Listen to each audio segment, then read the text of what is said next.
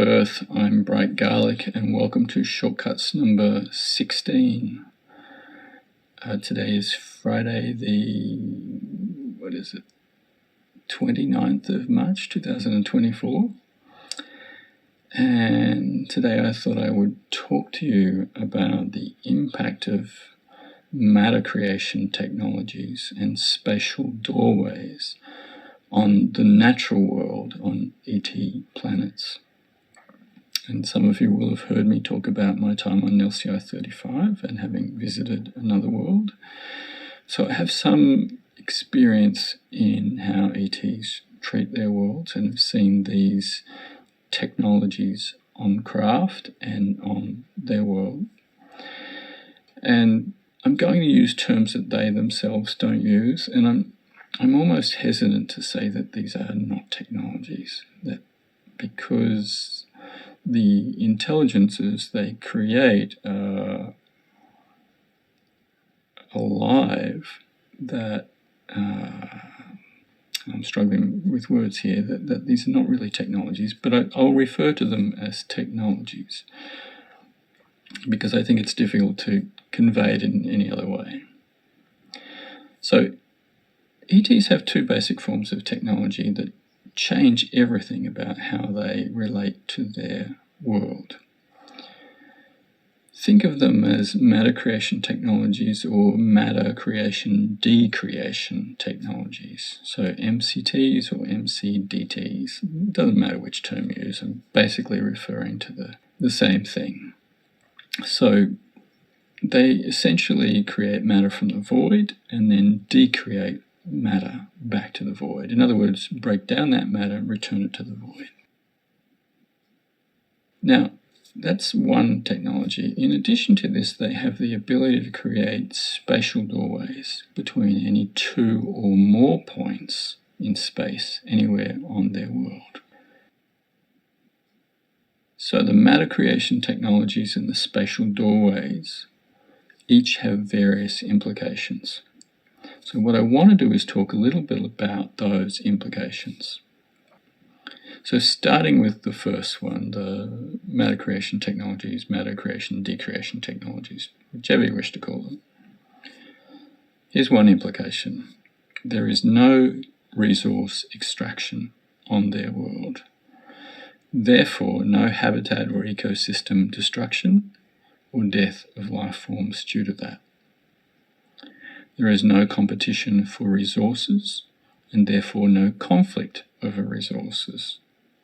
There is no trade in resources, therefore no need for more resources and no pollution. There is no need for infrastructure or transport to support resource extraction. There is no pollution from resource extraction itself or infrastructure or transport. And there are no waste materials created. So just in terms of the lack of resource extraction, that impact alone is significant. And secondly, as I said, there is no pollution. The goods that they require, the food they require, the liquids they require are produced directly from those technologies. So there's no need for any solid, liquid, or gas pollution. And thirdly, there are no inequities. Everyone has access to all the material resources they require, food, liquids they need. There is no profiteering over products because everyone has access to all the same things. So everybody is equal. They have everything they need. No one's making money out of things. And fourth, there is no control in the sense that everyone has access to the same technologies. Everyone has access to the same goods and things that help them survive and prosper. And as a result of all of that, there is no need for tight governance to control every aspect of life due to how they respect other life forms and each other, and because they have equal access to these technologies.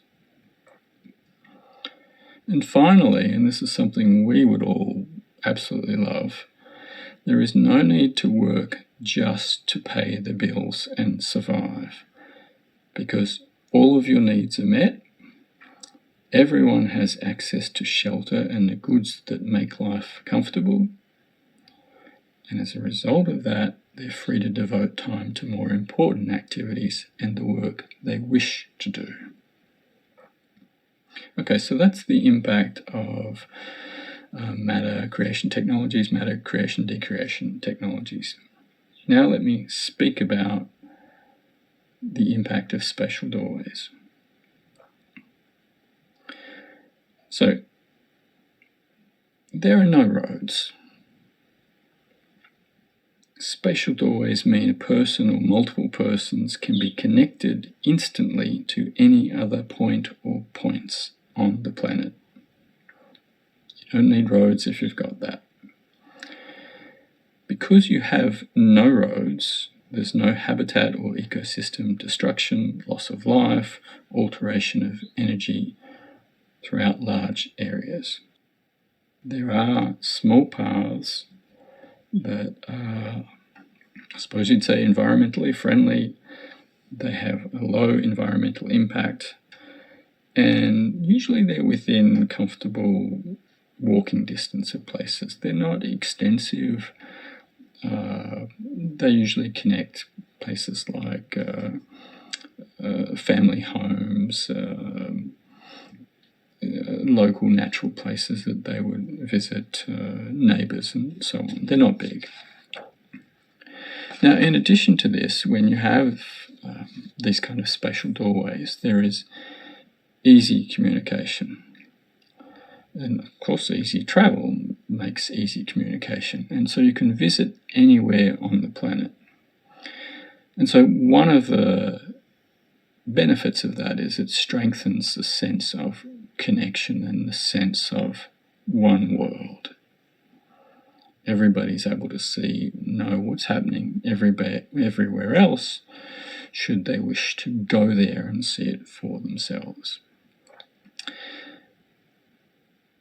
Information can be shared firsthand very quickly, and so problems, challenges, difficulties, even news can be understood very quickly or seen and experienced firsthand. Imagine we had a disaster on Earth and people were arguing about whether it was real or whether it was fake, whether it was authentic or whether it had been staged. Imagine you had a doorway connecting people from all around the world to this place. Well, they would see firsthand this is a real event, and they would feel for those affected by that real event. So it's a similar kind of thing. In addition to this, the ability to monitor biodiversity, particular life forms and ecosystems and landscapes, happens very quickly, and it's much, much easier to do and easier for others to work together. You're all connected. You can easily work on even a big project, bringing people from all around the world instantly. And maybe one of the most important things for them is because of these spatial doorways, there is participation in communal events across the world. And it's much easier for them to do that. And these might be ceremonial events, the sharing of stories, or the discussion of critical issues, critical events. So for the most part, while there are many family or local orientated kind of communal events, there are events on all different scales, some of them spanning entire worlds. And so when you have spatial doorways, there's no issue in having that kind of thing. Take, for example, this afternoon I'm going to visit the Bendigo Easter parade, going to the book fair first, but the parade after. And they have some of the Chinese dragons come out. So a few people from central Victoria will come to that. People will come up from Melbourne. They never used to, but they do now because the train and the highway make it a lot easier. And so, of course, the people from Bendigo come out. And so it's sort of a local/regional kind of thing. But imagine we had doorways to Belgium, or Congo, or Iceland, or Tokyo, or Beijing, wherever it was. Then we would have people from all over the Earth coming to this event. Now, of course, there are impacts for that. Bendigo couldn't handle that many people coming in. But on their worlds, things are done in a way that's considerate of others. So just because those possibilities are available doesn't mean that a billion people congregate on one tiny town. But what it does do is it opens up possibilities for those kind of communal events. And not only are those events something that can be experienced firsthand, of course they can transmit images and sounds and the equivalent of what we would think of as living holograms of those events. So spatial doorways change everything. And the critical thing to be aware of is that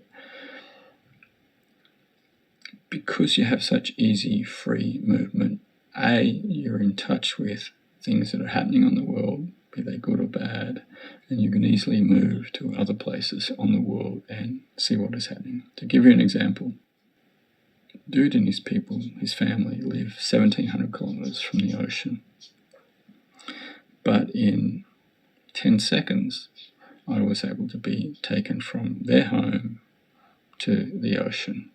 And I was able to experience that ocean for myself, learn about the people that come there, learn about the ceremonies associated with that particular very large beach and the history of that place.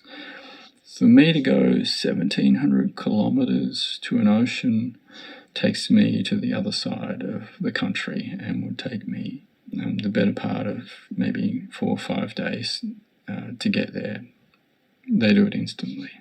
And so it changes everything when you have this instantaneous travel. So that's two technologies that have had a huge impact on not just the natural world, ET planets, but the people themselves. And so that's what we have to aspire to. If I were looking at developing a technology, I'd be trying to understand what matter is and see if we can truly understand matter and develop something like this. But I think what will eventually happen in maybe 1,700 years is that the ETs will be guiding us. As always happens, ETs guide each other. And eventually we will become ETs guiding others. So thank you for listening to Shortcuts number 16. I'm Bright Garlic. I wish you a wonderful day of human life, and I'll see you next episode. Cowabunga, people of Earth.